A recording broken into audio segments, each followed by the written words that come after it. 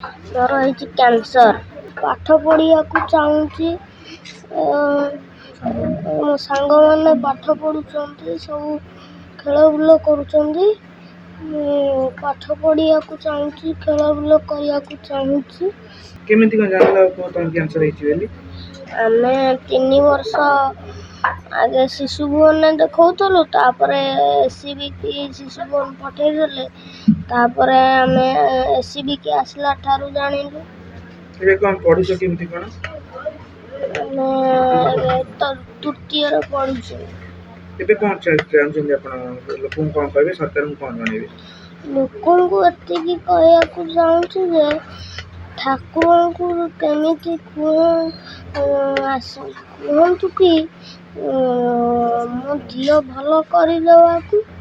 ଲୋକକୁ ଏତିକି ଅନୁରୋଧ, ମୋ ସାହାଯ୍ୟ ମୋତେ କରନ୍ତୁ। ମୋ ବାପା ଏତେ ସାହାଯ୍ୟ କରନ୍ତୁ। ମୋ ବାପା ମାଆଙ୍କୁ ପାଠ ପଢ଼ିବାକୁ ଚାହୁଁଛି। ମୋ ସାଙ୍ଗମାନେ ପାଠ ପଢ଼ୁଛନ୍ତି, ସବୁ ଖେଳବୁଲ କରୁଛନ୍ତି। ମୁଁ ପାଠ ପଢ଼ିବାକୁ ଚାହୁଁଛି, ଖେଳବୁଲ କରିବାକୁ ଚାହୁଁଛି। ଡାକ୍ତରଙ୍କୁ ଏତିକି କହିବାକୁ ଚାହୁଁଛି ଯେ ମୋ ଝିଅଟା ଭଲ କରିଦିଅନ୍ତୁ।